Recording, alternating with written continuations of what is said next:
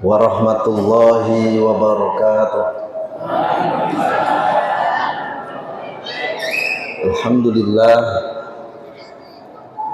alhamdulillahilladzi an'ama alaina bil Islam wal iman. Rabbil alamin, Rabbana bi ni'matihil wan. Ar-Rahmanir Rahim, Maliki yaumiddin. Yahkumu ala ibadihi bil adli wal ihsan. Iyyaka na'budu wa nakhusuka fil ibadah fi kulli waqtin wawan wa iyyaka nasta'in alal a'da' wa nafsi was syaitan. Asyhadu an la ilaha illallah wahdahu la syarika lah, syahadatan yumha biha dzambun as-saghir wal akbar. Allahumma fassalli wa sallim wa barik ala hadzal nabiyil karim wa rasuli sayyidi sanadil azim fil qalbir rahim sayyidina wa maulana Muhammadin al-fatihi an-nashiri al-hadi ila syiratil mustaqim. Amma ba'du, hadratul mukarramin yang sama-sama kita muliakan, kita banggakan, Ketua Yayasan Masjid Al-Muhajirin, beliau Bapak Malik, kita doakan semoga senantiasa diberikan kesehatan oleh Allah Subhanahu wa taala, keluarganya diberikan kesehatan dan keberkahan. Amin ya rabbal alamin. Kepada seluruh jajaran kepengurusan Masjid Al-Muhajirin, Ketua DKM, dan seluruh yang terlibat untuk meramaikan rumah Allah ini, Masjid Muhajirin ini, juga semoga senantiasa diberikan kesehatan, keberkahan hidup oleh Allah Subhanahu wa taala. Kepada Bapak RW, Pak Bambang yang sudah purna tugas, Pak. Tak mau lagi, Pak, ya nyalon RW, Pak. Sudah ampun-ampun, Pak, katanya. Yang pasti dedikasinya selama 5 tahun di lingkungan kita ini semoga senantiasa dijadikan sebagai pengabdian oleh Allah Subhanahu wa taala dan mendapatkan kebaikan dari Allah Subhanahu wa taala. Seluruh tokoh, orang tua, ibu-ibu, abang-abang serta anak-anak sekalian yang dirahmati oleh Allah Subhanahu wa taala. Saya ceramah tak usah lama-lama. Berapa menit, Pak? 15 menit, Pak, ya. Jangan 1 jam, Pak. Saya rumahnya di pulau, Pak. Ini kalau bukan Pak Malik saya malas, Pak, ceramah. Iya. Saya rumah di belakang Padang, Pak. Seingat saya pernah khutbah Idul Fitri, Pak, ya. Di sini, ya. Tahun kemarin, Ustaz, ya. Atau tahun kapan, Pak? Tahun kemarin, Pak. Nah, ya, saya ingat waktu itu hujan, ya. Dan ini yang kedua kali, dan semoga ini yang terakhir lah, Pak, karena saya dari belakang Padang jauh, ya. Tapi ya namanya dakwah tetap harus kita lakukan. Jadi pada malam hari ini berkaitan dengan peringatan Isra wal Mi'raj, saya tidak akan mengulas kisah-kisah Isra dan Mi'raj. Saya akan membatasi ceramah saya dengan kisah-kisah yang lain. Tapi semuanya berhubungan dengan sholat. Boleh Pak ya? Ibu-ibu, boleh Bu ya? Sekilas Isra dan Mi'raj Rasul Muhammad Sallallahu Alaihi Wasallam dari Masjidil Haram ke Masjidil Aqsa itu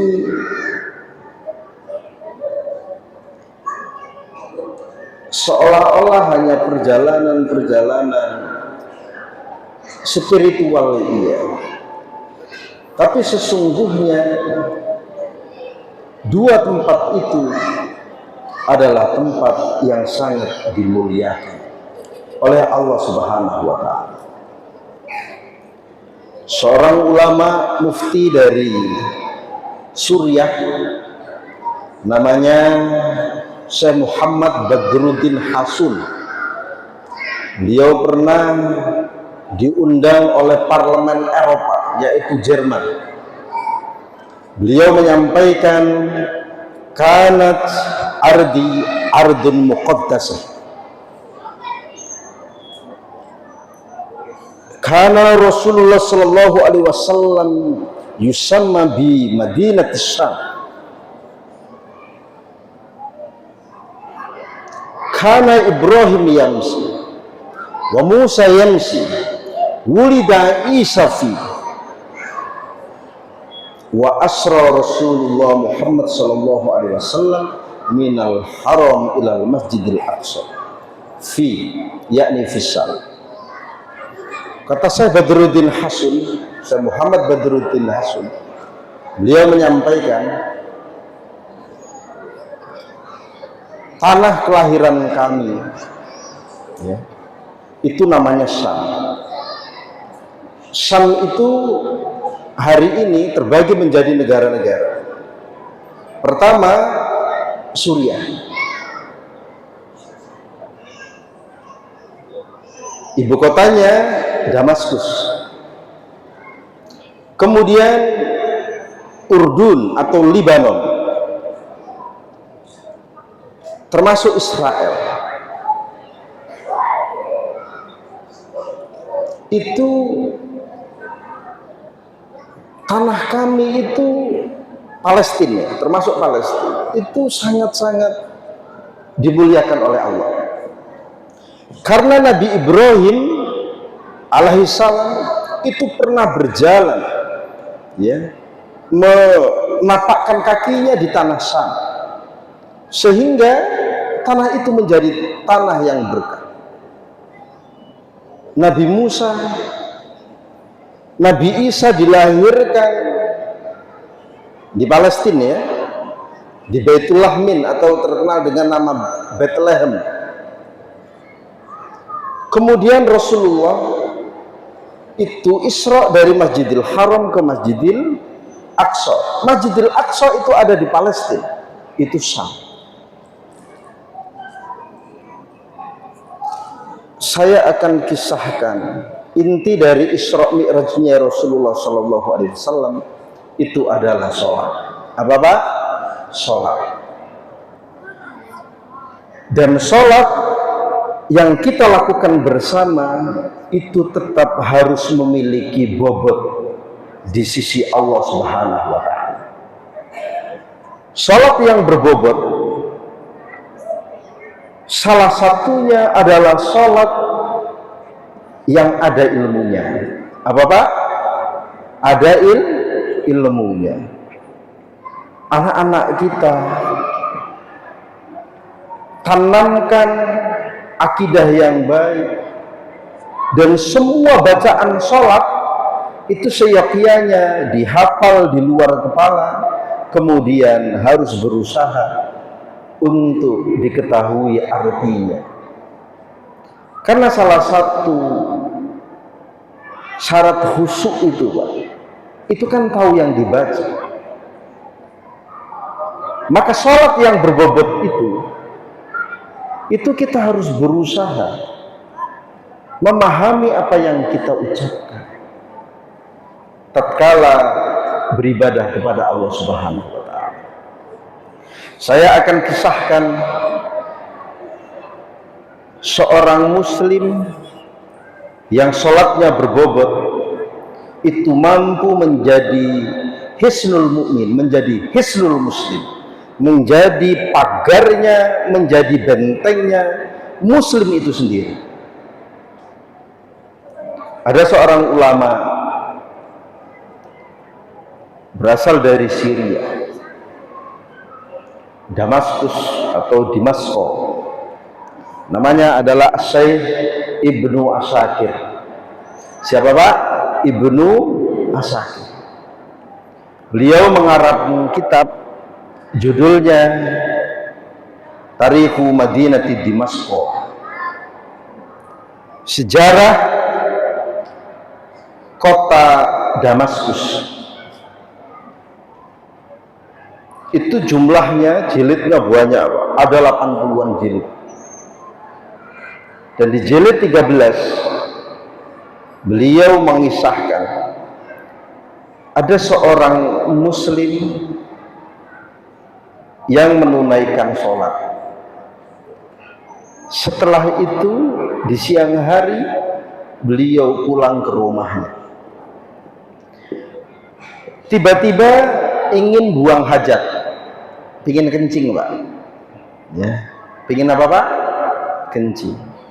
Kemudian mencari tempat yang sunyi. Dulu belum ada toilet, ya. Dulu belum ada WC.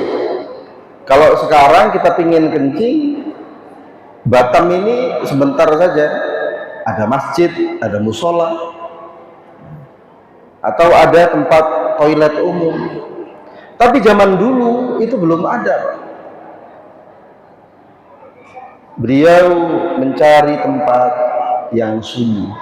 Sunyi itu ya sepi. Ya. Kalau bahasa Inggrisnya angker, apa Pak? Angker. Ini ada orang Jawa tak Pak? Angker tahu Pak ya? Sunyi lah, pokoknya sunyi. Tidak ada kehidupan. Beliau cari tempat itu karena memang qada'il hajat. Kemudian beliau kencing. Setelah itu ya, karena seorang muslim, beliau jongkok, kemudian dilap, istinja dengan batu karena memang tak ada air. Tiba-tiba itu ada ular. Tiba-tiba ada ular. Maka secara refleks beliau ambil kayu, kemudian dia pukul, ularnya mati. Apa yang terjadi? Setelah ularnya mati, ternyata ular ini jin, Pak. Jadi beliau seperti disambar, kemudian masuk ke dunia lain. Ini saya cerita bukan ngarang, Pak. Dikisahkan oleh Ibnu Asakir dalam kitabnya Tarikhu Madinati Dimasko. Sejarah ulama-ulama, tokoh sahabat ribuan itu yang hidup atau lahir di Damaskus. Akhirnya beliau itu diarak. Di dunia lain itu beliau diarak, di dunia jin. Ya. Jin itu kita harus yakini, jin itu ada. Buktinya apa? Ada surah jin. Qul uhiya ilayya annahu istama'a nafarun minal jinni faqalu sami'na qur'anan ajaba. Kan gitu Pak ya? Ini Al-Qur'an ini. Jadi jin itu juga mendengarkan wahyu, mendengarkan dakwah Rasulullah SAW. Akhirnya diarak, dituntut untuk dibunuh. Sama seperti kalau ada orang nabrak itu Pak ya, ini kan mau dihakimi Pak ya. Apalagi kalau bawa motornya atau mobilnya ngebut gitu Pak ya, itu mau dibunuh. Di dunia jin sana juga seperti itu. Bunuh saja, ini sudah membunuh keluarga kita. Dengan semangat. Akhirnya dilaporkan kepada hakim Qudah, hakim agung. Oh, di dunia jin ada hakim agung. Kata siapa ya? Kata Ibnu Asakir tadi. Akhirnya digambarkan hakimnya itu kabirul lihya, ininya gondrong Pak, jenggotnya itu tebal, panjang ya, kemudian berwarna putih, bijak sekali. Ada apa ini? Untung hakimnya itu berilmu, hakimnya itu punya ilmu, sehingga karena jinnya hakimnya itu memiliki ilmu, dia putuskan dengan ilmu yang benar. Ada apa ini? Disampaikan oleh jin-jin yang lain, ini telah membunuh saudara kita, maka harus dibunuh. Oh gitu. Saya ingin tanya, kenapa saudara kita dibunuh? Disampaikan, ini ada orang tatkala mau buang hajat, tiba-tiba ada ular. Oh, berarti jinnya itu beralih rupa. Iya. Loh, kalau gitu tidak boleh dihukumi ini. Orang ini tidak boleh dihukumi. Karena saya mendengar Rasulullah SAW bersabda yang artinya, barang siapa di antara kalian semua jin itu merubah bentuk, tidak berbentuk dalam wujud asli, menyerupai ular atau binatang yang lain, yang juga bisa mengganggu keselamatan manusia atau makhluk yang lainnya, tatkala dibunuh itu tidak bisa dihukum. Akhirnya diputuskan orang ini tetap dibebaskan. Fala say'an qatil, tidak boleh diberlakukan sesuatu kepada orang ini. Akhirnya ditanya, mau tinggal di sini atau kembali lagi ke alam dunia? Ya milih.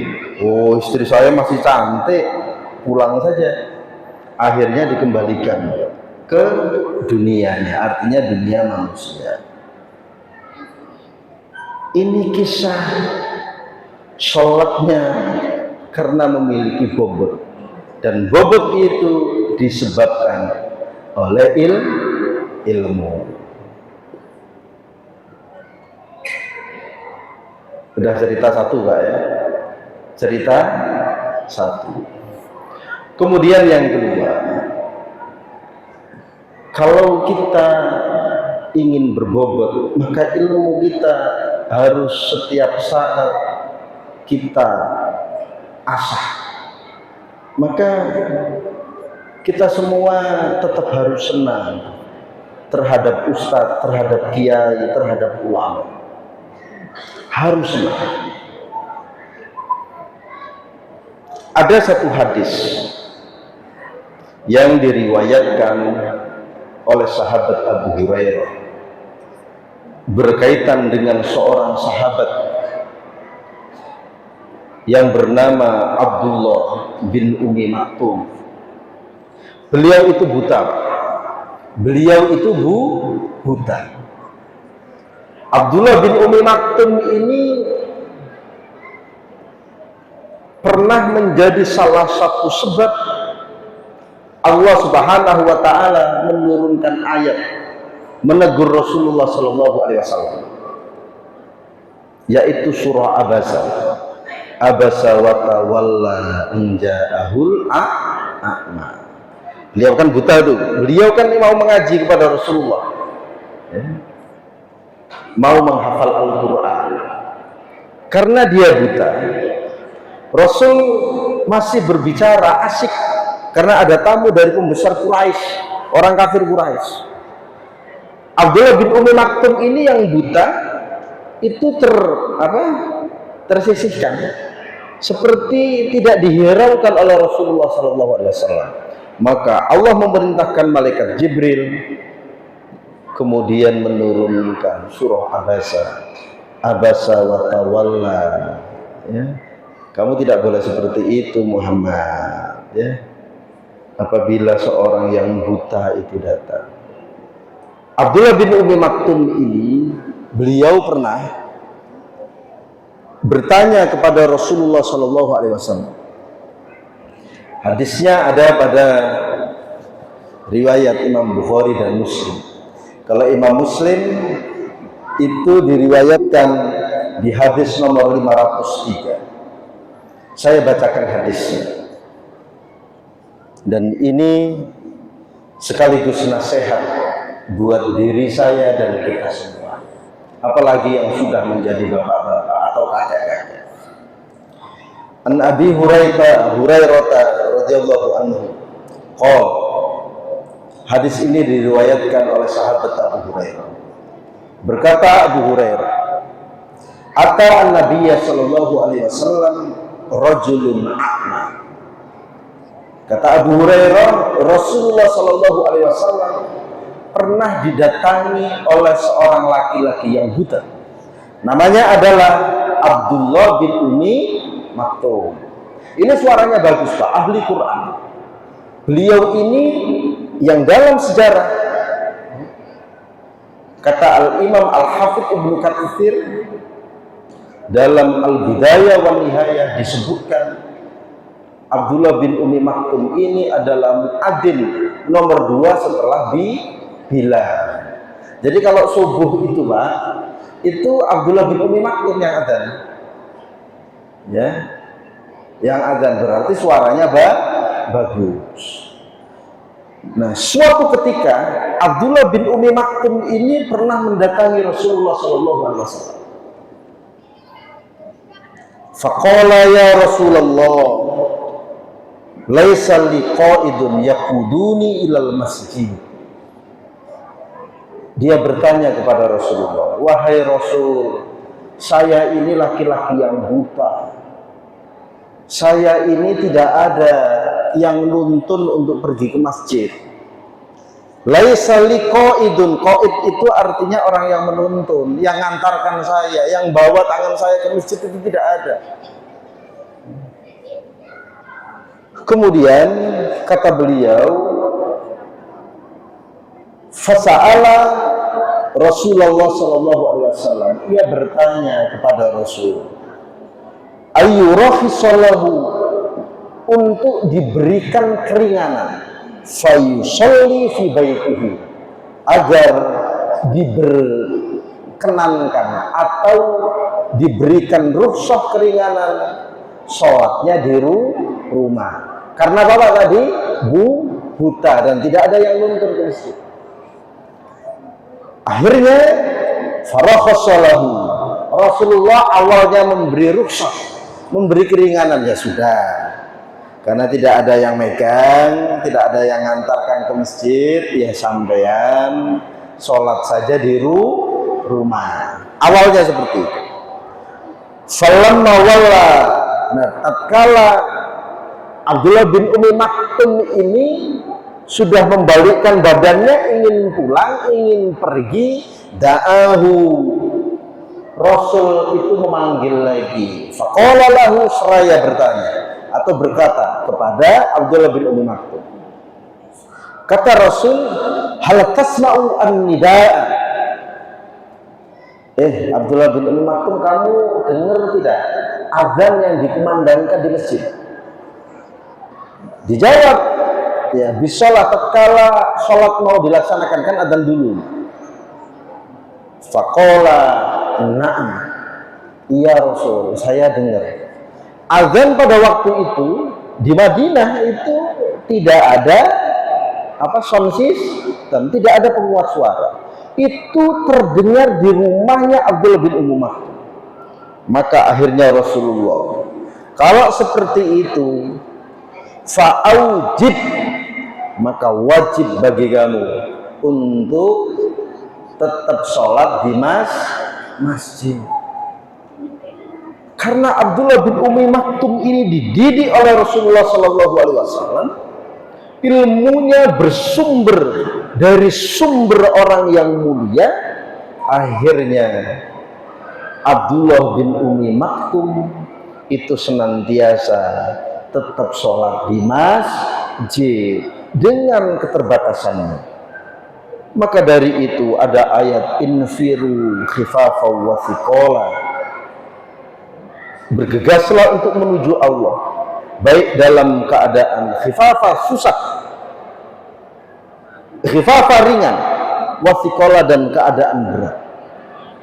Jadi contoh menuju Allah dalam keadaan berat ya seperti ini tadi, Abdullah bin Umi Maktum dengan keterbatasan melihat tidak ada yang nuntun, masih tetap diwajibkan oleh Rasulullah untuk sholat di masjid.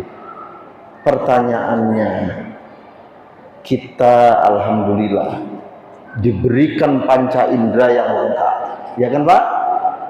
Kaki masih kuat, tangan badan masih sehat, telinga masih bisa mendengarkan azan, mata masih cerah walaupun pasti pakai kacamata. Kalau ada azan, tetap kita harus mengusahakan untuk ikut sholat di masjid. Jadi sholat yang berbobot memang betul. Pertama, kuncinya adalah ilmu. Kemudian yang kedua, sholat yang berbobot atau ibadah yang berbobot itu disebabkan oleh kesabaran. Apa Pak? Sabar. Saya baca dalam kitab yang ditulis oleh Ibnu Taimiyah, Fatwa Ibnu Taimiyah. Judulnya kalau diartikan itu adalah fatwa-fatwa yang ditulis oleh Ibnu Taimiyah. Beliau mengisahkan ada seorang wali besar namanya Wahid bin Zahid. Siapa Pak? Wahid bin Zahid. Itu diberikan ujian oleh Allah, terkena penyakit falij. Penyakit falij itu bahasa Arab. Kalau bahasa medisnya hemiplegia, bahasa Inggrisnya stroke separuh. Apa Pak? Hemiplegia itu bahasa Inggrisnya stroke separuh Pak. Karena saraf-sarafnya itu sudah tidak berfungsi lagi. Beliau itu dalam keadaan seperti itu Pak, tetap melaksanakan sholat, tetap melaksanakan sholat dalam keadaan sakit. Tapi anehnya Pak, beliau itu selalu berdoa kepada Allah agar tatkala berwudu, ini karomahnya Pak, keramatnya. Kata Ibnu Taimiyah, kalau beliau itu mau melaksanakan sholat 5 waktu Pak, itu kalau wudu itu minta kepada Allah untuk disembuhkan, dan sembuh betul Pak. Jadi Wahid bin Zaid ini kalau wudu Pak, mau sholat gitu Pak ya, beliau sembuh Pak, karena beliau selalu minta, ya Allah, semoga Engkau berikan aku kesehatan untuk menyempurnakan wudu. Karena wudu itu adalah sumber, memang wudu bukan wajib, tapi itu adalah wasilah untuk menyempurnakan sholat. Nah kalau wudunya tidak betul Pak, kan ada efek kepada sholat. Maka dari itu, kata Ibnu Taimiyah, beliau ternyata membenarkan adanya keramat. Buktinya apa? Ya tadi, Wahid bin Zaid itu tadi, orang mati separuh Pak, bahasa Arabnya kena penyakit falij itu, stroke separuh. Itu kalau datang waktu azan itu diberi kesembuhan Pak, untuk menyempurnakan wudu. Wudunya sudah selesai, stroke lagi Pak.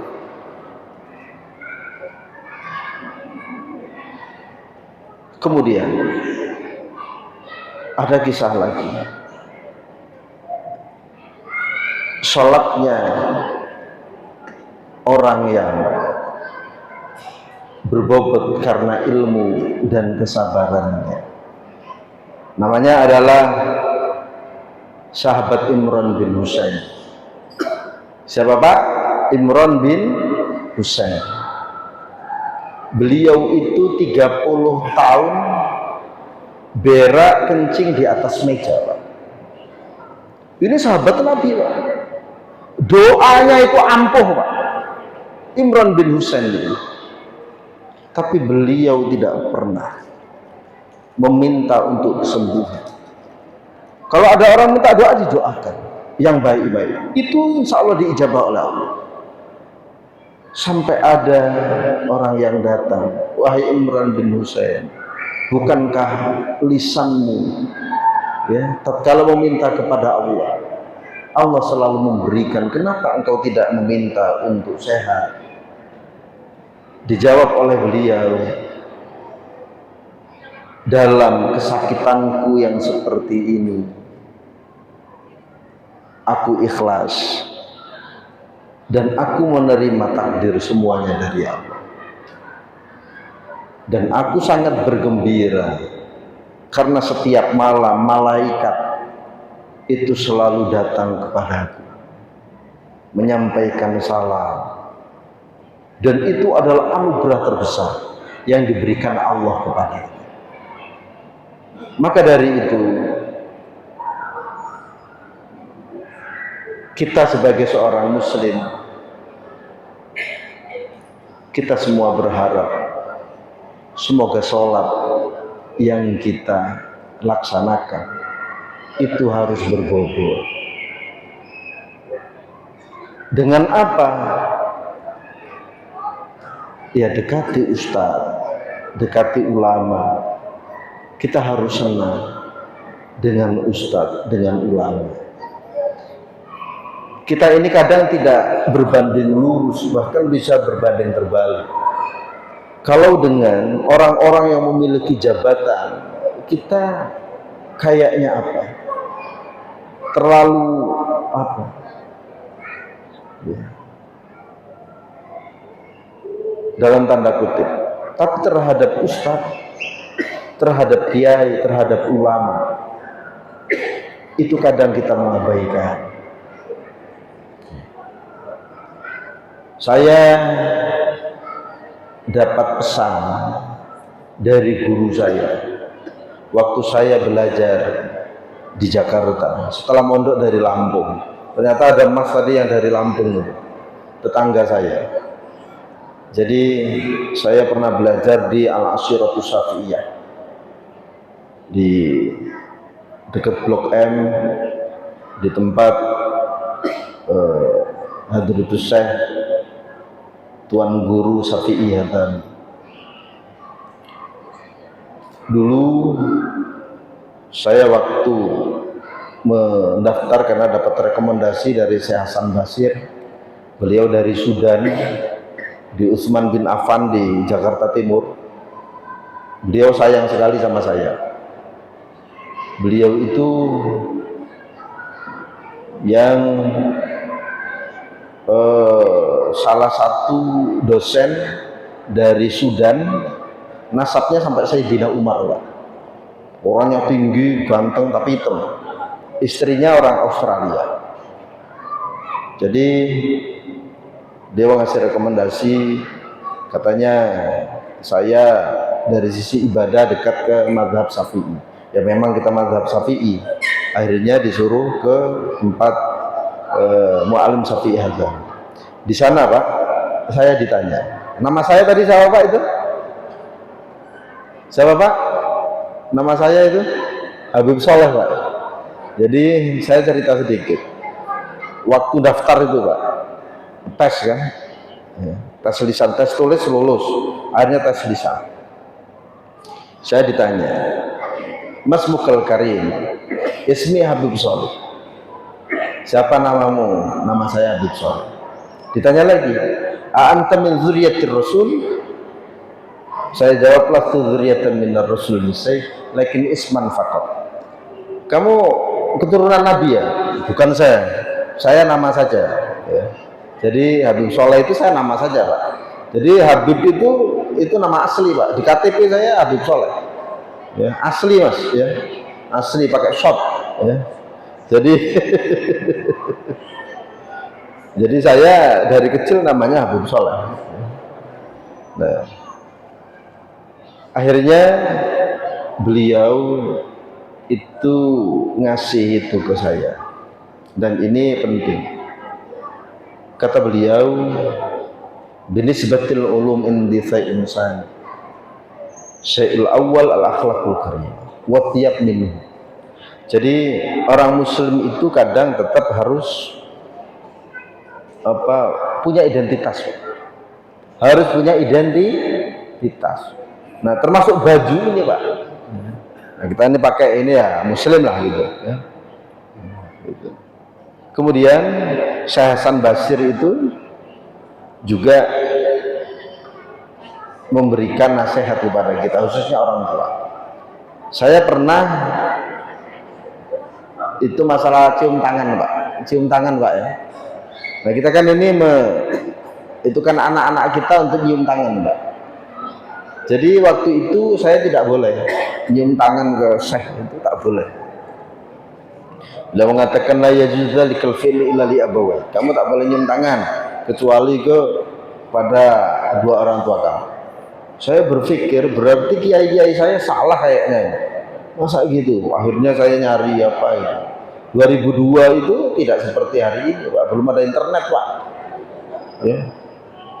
Akhirnya saya ketemu sama Dr. Hasan Basir itu, yang dari Sudan. Saya tanya, apa ya saya dia soal, ayo soal yang tertakar. Saya punya sedikit masalah. Ya sudah, ngomong aja apa masalahnya. Saya tanya, kaifa hukmu yuqbil yadal asatidz al-asr? Yajuz am la yajuz? Yajuz, man qala la yajuz. Syekh, hukumnya seorang santri, seorang murid, seorang anak yang mencium tangan guru atau ustadz yang ia muliakan boleh tidak sih? Boleh. Emang siapa yang ngomong tak boleh? Ya saya ngomong saja. Ba'dul asatidz allazi min Misr atau min Saudi al-Arabiyah. Ini ada sebagian ustadz-ustadz yang datang dari Mesir dan Saudi itu yang tidak memperkenankan. Kata beliau, hum juhala wa indahum dalail indi dalailun katsira. Oh, mereka tidak tahu. Saya punya saat berdalil itu. Ad-dalilul awwal. Hina ma qara'tu al-kitab adab al-mufrad alladhi al-Bukhari. Qala al-Bukhari li tilmidhi yakni Imam Muslim. Saya pernah baca kitab namanya Adabul Mufrad yang ditulis oleh Imam Bukhari. Imam Bukhari menceritakan muridnya yang namanya Imam Muslim. Ya Imam, kata Imam Muslim, lau amartani laqabaltu rijlaik. Kalau sampean belum puas saya cium tangannya, perintahkan saya untuk nyium apa? Ini apa Pak namanya? Itu kakinya. Ini Imam Bukhari Pak yang itu. Jadi Imam Muslim itu selalu nyium tangan Imam Bukhari. Ada dalilul awwal, dalilul tsani min athari sahabat. Yang kedua dari asar sahabat. Karena Ibnu Abbas radhiyallahu anhu hina yata'allam at-tafsir awal hadis ila kibari sahabat yakni Abu Musa al-Asy'ari wa huwa yuqabbil yad. Ibnu Abbas itu ponakannya Nabi Pak. Kalau mau belajar Quran, mau belajar hadis kepada Nabi, kepada sahabat senior, kibari sahabat itu sahabat senior. Salah satunya adalah Abu Musa al-Asy'ari. Beliau itu cium tangan. Makanya saya senang sekali, bangga sekali kepada anak-anak kita ya, yang tadi tampil baik yang baca Al-Qur'an, kita harus berikan semangat ya. Kemudian dari sisi etika dimulai dari yang kecil-kecil, termasuk cium tangan ya. Kita punya cucu, arahkan kepada orang yang lebih besar untuk cium tangan ya. Terus ada lagi tidak kata beliau, ya kalau yang salah beliau, saya hanya mengisahkan saja.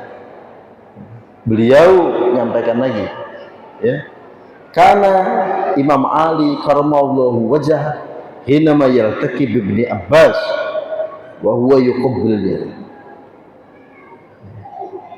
Sahabat Ali itu kalau ketemu sama Ibnu Abbas, Pak, itu sahabat Ali itu padahal lebih tua dia, lebih senior dibandingkan Ibnu Abbas, tapi beliau selalu mencium tangannya. Tangan Abbas dicium oleh Sayyidina Ali. Pertanyaannya kenapa? Karena dari sisi nasab, binisbatin nasab, Abbas itu a'la, lebih tinggi dibandingkan dengan Ali. Jadi gini lah, Pak, istilahnya gini, saya adiknya Ustadz Mujib. Ustadz Mujib ini abang saya, cuma saya nikahnya lebih dulu, Pak. Adiknya ini saya, ini nikahnya lebih dulu. Karena saya nikah lebih dulu, punya anak pasti lebih dulu, Pak. Anak saya katakanlah Ali, besar, udah besar. Ustadz Mujib baru nikahnya belakangan karena gendut, ya kan Ustadz? Jadi anaknya itu kan belakangan, Pak, ya, lebih kecil daripada anak saya. Karena anaknya Ustadz Mujib itu dari sisi nasab itu lebih tua, ya, Ustadz Mujib dibandingkan saya, maka anak saya yang umur katakanlah 15 tahun, anak beliau yang umurnya 7 tahun, anak saya yang besar itu nyium tangannya. Akhirnya saya jawab, kifayah ya Syekh, cukup Syekh. Nah, sampai hari ini saya hafal, Pak. Itu yang disampaikan oleh Dr. Hasan Basir. Maka dari itu ini penting. Akhlak anak-anak kita, cucu-cucu kita harus dimulai dari yang kecil-kecil. Kita harus belajar senang dengan ustadz. Sepakat, Pak? Ibu-ibu, biar anak kita berkah. Biar anak kita berkah. Kita tidak bisa memastikan anak kita pasti jadi orang sukses, tidak. Ya. Tidak ada jaminan itu, Pak. Roda itu memang betul berputar. Ya. Kunci untuk kesuksesan itu, ya, kita bisa gambar dari hari ini. Dengan cara apa? Kita taat kepada aturan Allah dan mencintai orang-orang yang dititipi ilmu oleh Allah. Saya bisa seperti ini, kita semua bisa seperti ini karena doa orang tua kita, karena keberkahan doa dari guru-guru kita. Ya. Masa anak-anak kita mau kita jauhkan dari doa ulama? Ya. Semoga di malam hari ini kita semua sadar anugerah terbesar titipan Allah itu adalah anak cucu kita. Berikan ilmu, titipkan ke pesantren, titipkan ke sekolah, ya, yang bisa dipertanggungjawabkan. Anak saya satu di pondok, Pak, di pondok jauh di Purwokerto sana. Setelah lulus SD dulu, saya pondokkan ke Lampung di Dinia Putri karena perempuan, Pak.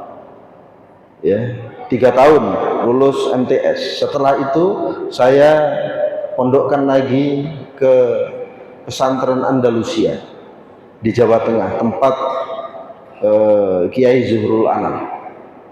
Ya. Itu murah, Pak. Tadi saya cerita sama Pak Malik, anak saya ini, Pak, putunya di pondok, Pak. 1 bulan itu dulu 960.000, Pak. Sekolah SMA 1 bulan bayarannya itu sama uang pondok